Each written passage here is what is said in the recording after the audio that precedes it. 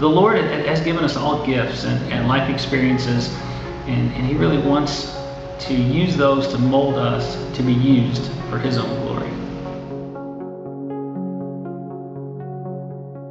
Hello, we are Josh and Carmen Flowers.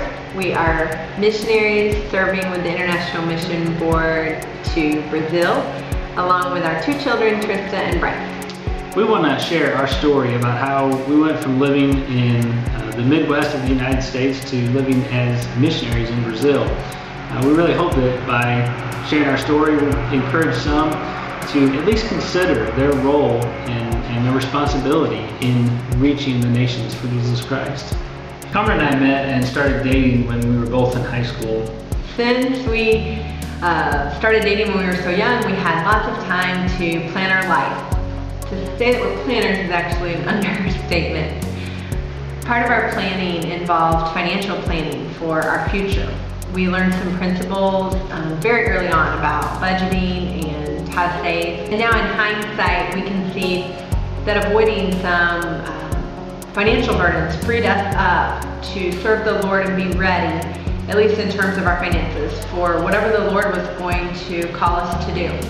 We were pretty active in church. We attended worship services regularly and tithed. We participated in most of the scheduled church activities. Our involvement in church was good, but it was motivated as much or more by our family and cultural expectations than really being motivated by our relationship with Jesus Christ. We had a good foundation in that we both came from Christian homes, but we hadn't really been discipled as young adults. The Lord used several people from our church and other life circumstances and experiences to open our hearts to see how the Lord wanted to use us. One of the early activities that really started to help us grow and mature was the church family missions trip. The first time our church did a family mission trip, I did not want to go. I didn't want to use my vacation time to go on a mission trip. The next family mission trip, I was able to go. Carmen had to stay home. She was 8 months pregnant with our daughter Trista, And not feeling well. And so I was able to go by myself, and I loved it. It was such, again, just the same thing I had seen in people that had gone before. Such a great time to build relationships in the church, to strengthen those relationships, and so fulfilling to serve alongside brothers and sisters in Christ and meet the needs of the people that we were serving. Josh had read the book Don't Waste Your Life by John Piper. I think this was the first book I had seen him read since we had been married. I had 2 important takeaways from the book Don't Waste Your Life. One, it made me really think about the purpose of my life. Piper really challenges the American dream and the idea of constantly looking toward the future by really calling Christians to use their lives now for the glory of God. The second takeaway was the idea about unreached people groups. I remember Josh asking me after reading the book, Carmen, did you know that there are still people that have never heard about Jesus? And he was really pretty surprised to learn that. Yeah, Piper referenced Romans chapter 10 and indicated that if no one goes to tell these people about Jesus, then they're going to die and spend eternity in hell.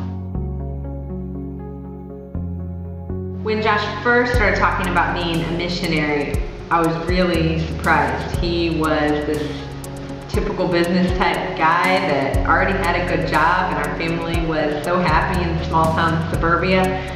I was glad that he was taking more spiritual leadership at home, but I thought this missions phase might pass. In working through our process, we determined that some seminary training was going to be beneficial.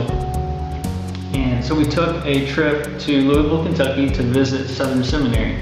During that trip, the Lord providentially allowed us to meet another Southern Illinois native, and he was serving as a missionary with the International Mission Board in Brazil. The application process with the International Mission Board was challenging. But the training that we have received through the International Mission Board gives us great confidence in using our talents to serve here in Brazil.